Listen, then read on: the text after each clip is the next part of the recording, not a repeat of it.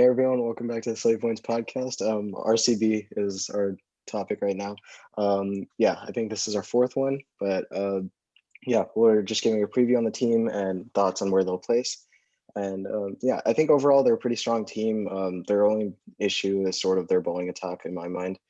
Just not having a main name bowling attacker, an Indian bowler, like in the form of Bumrah, Archer, Rabada, and Bhuvi. So I think that's sort of where they're lacking. But overall, on paper, I think their batting lineup is looking really strong, and I think they'll do well this season. But yeah, what are you guys' thoughts? Okay. So I'm obviously the RCB fan here in the room, and I like to call them Royal Chokers Bangalore because they're the most disappointing team in probably in this tournament's history. I wasn't convinced by their auction picks, to be blatantly honest. They spent a dump load of money on Glenn Maxwell and Kyle Jameson. Looking at Maxwell, one of the most inconsistent players in IPL. On paper, great buy for RCB. They need someone who can take the pressure off Colleen de Villiers at the death overs, allow them to play more at the top. Great buy, but you're looking at one of the most inconsistent players in IPL. He's had one and a half good seasons, 2014 and maybe some parts of 2017, but he's been dumped around Delhi, Punjab, now RCB. There's a reason he's not being settled in one team today. So I think that was a lot of money to dump on a player that's really hit or miss. Kyle Jameson, Kyle Jameson's become a superstar for New Zealand recently, but in what format? Test cricket, right? It's not the same as T20, and we saw the famous RCB curse came into full play after he got picked one of the highest buys in the auction, got absolutely destroyed by Australia. Mm-hmm. New Zealand had to drop him because they had way better options. And they let go of Chris Morris. They were hoping to buy Chris Morris back at a cheaper price. They had issues with Morris's injury, but they seemed to fail to take into account. Morris had a great IPL last year. The games he played, he fixed RC's death bowling issues. He bowled really well in the power play, and they just let him go after one season. And this is why we have to question why RC seems to be one of the worst teams tactically as when it comes to picking players. Morris fixed a lot of issues that RC had, but now I think those issues are back. I don't see a solid death bowling option here. Kyle Jameson has, for in New Zealand domestic cricket, his T20 record is a lot in the power play. He doesn't have a solid Yorker. He bowls a lot of length balls in the slot. I don't see him being the solution to their death bowling, but I do think he still will be playing in the 11 because they don't have any other solid overseas bowling options. I think their main strength is their spin attack. Chahal, Sundar are obviously Chahal's. Even though he's not been doing great for India, he's still he's been RC's best bowler for the last 7, 8 seasons now. Sundar is coming off great 6 months of international cricket. He's made his Test debut. He's played ODI. He's played T20s. He's done very decently well. He had a good season last year, so they have a big strength there. They also have a left field option of Adam Zampa, who, while is like for like with Chahal, did fairly well when he got limited chances last season, and he's been doing very well. And he's a very good record against Indian players, especially. A lot of Indian players do struggle against Sampa. But otherwise, I don't think this team. I think the team they had last year that got to the playoffs and then just completely fell off was a lot better on paper. Having players like Finch, Felipe, and all, even though they did not perform at the level, definitely made them look a lot stronger. I don't see them doing that well this year, to be honest. I'm going to be honest. I think one of the more exciting players from the team balance perspective, and you're absolutely right that I think letting Chris Morris go is probably a mistake. Morris came into the equation pretty late, but he did sort of glue that side together. Kyle Jameson, obviously monster Test cricketer, especially in New Zealand conditions. I haven't been fully convinced by him in T20s yet. I'm fully ready to be proven wrong. We'll see. He's obviously a very talented player. Two of the, I guess, under the radar but potentially exciting picks here are Dan Christian, who's one of the most experienced T20 campaigners in the world. I think he has like 10 league trophies or something absurd like that. Like he he's one of those players that seems to just slot into whatever role is needed by the team, and I think he could be super exciting. And then Daniel Sams, who is a pretty well regarded death bowler on the franchise T20 circuit. He doesn't have the same star billing as some of these other players, but he has a pretty solid record as a franchise T20 death bowler. And I would be tempted to have him in my starting 11, because that is an angle that is just missing for this team and always has been missing for this team, I think. I think they'd really hoped early on that like Mohammad Siraj, Navdeep Saini, guys like this could hold down that death bowling aspect, but they've tended to be on the expensive side, especially recently. Siraj is obviously on a tear as a red ball bowler lately, so we'll see if some of that translates now. But Saini in particular has suffered for, despite having pace, being quite inaccurate and expensive at the death. Yeah, Rishi, I think I agree with most of the points that you said, except for one. I don't think Maxwell is the most inconsistent player in the league. I think he's actually the most consistent because he's consistently bad. If you take a look, 15 last season, 14 the season before. His last 50 came in 2016, but he still averaged 19 that season. And he gave more runs with the ball last season than he scored with the bat. Oh my god. Shit, man brought receipts. Yeah, I mean, I think 0-6 is also, by the way, last season. yeah, it's crazy. Okay. Hey, he bowled well last season though. He's not a bad bowler. That's true. That's true. I think his bowling has improved a lot. But I think what RCB require from that third overseas player is they need somebody who can relieve the pressure off of Virat and AB de Villiers, right? If you take a look at 2016, Gale got them off to pretty good starts, and then you had Kohli and de Villiers just take it away. I mean, they were in the prime of their careers for sure at that point. I mean, absolutely just destroying bowling lineups. But I think Maxwell just doesn't provide them the stability. He can hit those 20, 30, quick runs, maybe a 50 in the season if we're lucky.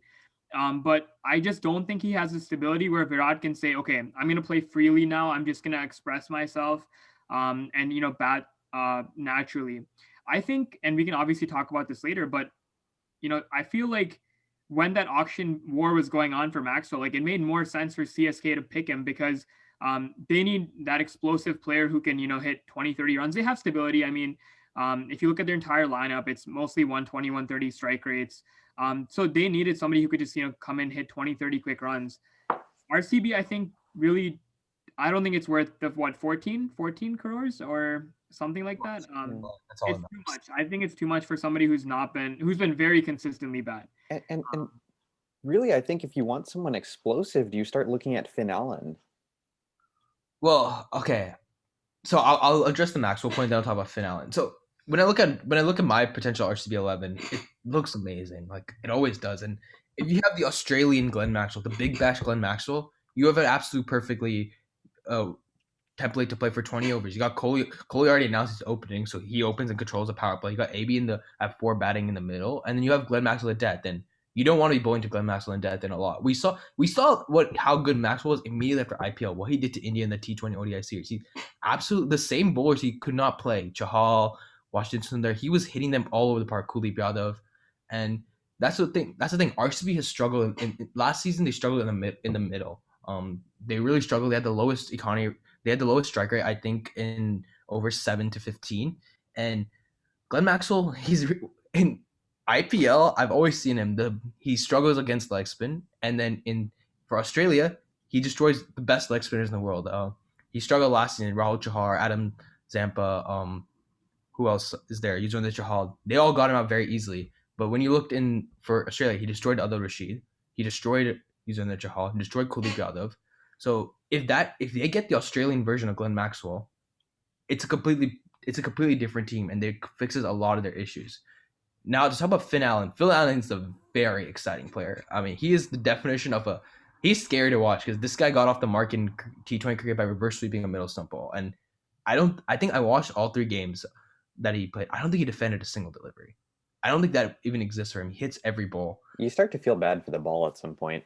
Yeah, I mean, I don't know if that'll work forever because like international bowlers are good enough to find you out. But the only reason I'm not thinking of Finn Allen is Kohli already said he's opening, and he's not going to change. And then Padical's not. He's out for a bit, right? So yeah, Padical I think he joined the camp today. Actually, I think because he tested positive like way back, so I think he just joined today. I think he should be good for the first game. Okay, well, if Padical is in the team, if he's available for selection, he's obviously going to open. He had a breakthrough season last year. He does well in the power play, though there is a lot of debate on how good of a player he is against spin in the middle overs because his strike rate did diminish a lot. But outside of that, I can't see Finn Allen fitting the team unless, obviously, you're going to start with Glenn Maxwell because that's how it always is. There's a hope. If that doesn't work, then I think there's space to look at a player like Finn Allen and dropping Kohli down at 3 where he can control the middle because Maxwell's on. I mean, even if Finn Allen is playing as your number 3, like you could take those top 3 and shuffle them in pretty much any order you want. And you can make a good case for it.